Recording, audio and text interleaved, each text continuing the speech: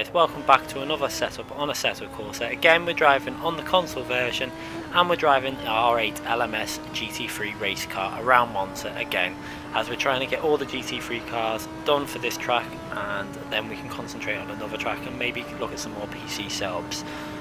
So starting our lap in the Audi R8, we're going to look to put the traction control on the weakest setting, heading into the first corner, braking on the 150 pretty much. You can brake very late with the R8, going down into first gear and then skimming both apex and really getting on the power as hard as you can in first gear. Then into second gear, notice how I put traction control off just before I change into second gear. It's quite important to do, as you can gain a good tenth or so from doing that without losing the traction that the traction control will kick in. So we're going to look to brake again, putting traction control back on and braking on the bridge, brake very late again with this R8 GT3, a bit later than the other cars, going down into second gear, skimming both curbs, hard on the power, use some of the curb on the exit, maybe lost a tenth or so there, putting the traction control back off so we can gain some speed through the Lesmos, back into third gear, nice and tight in on the apex, hard on the power in third gear, going into fourth gear, and then we look to go back down to third gear just as we hit that 50-yard board, hard on the power, use again a little bit of the exit if you need to, hard on the power now, as we approach into the next braking zone, which we're going to brake again just past the bridge. This car hasn't got an amazing top speed on Assetto Corsa. As you can see there, we're slightly behind on our ghost there, so I think there's a good maybe 2-3 tenths we can gain on this lap. So we go down into third gear, going through the corner, hard on the power in third, then into fourth gear as we come out the corner.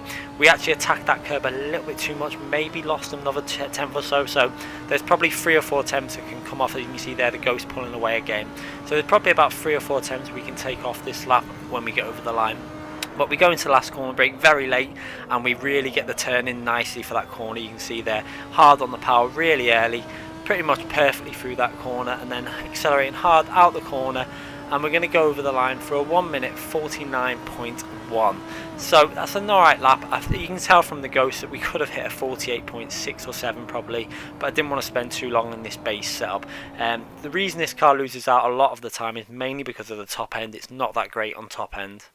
So we're going to have a little look at the setup again. Brake bias on 69, that's obviously to get the basically good braking, but it gives a little bit of front end. Aerodynamics completely off, 0-0. You can run 1 on the front, but I prefer to run 0-0. It just needs as much speed as it can, this car.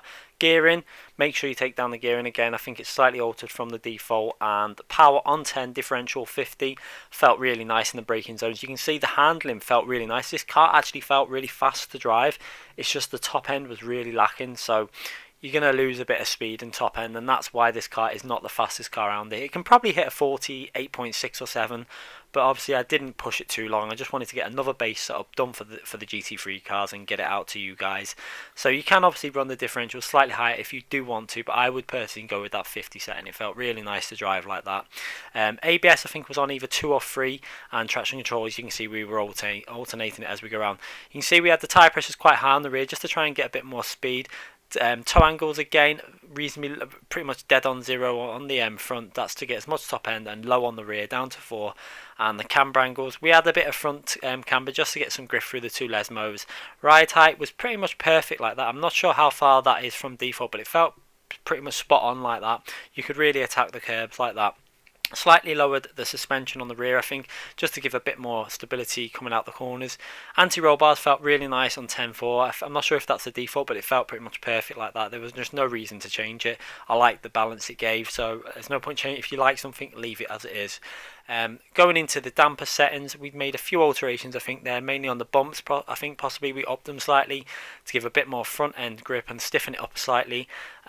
Reduce, maybe you can consider reducing that rear fast bump, but I actually left it on 1. It felt okay, but if you want a bit more stability, you can take that off.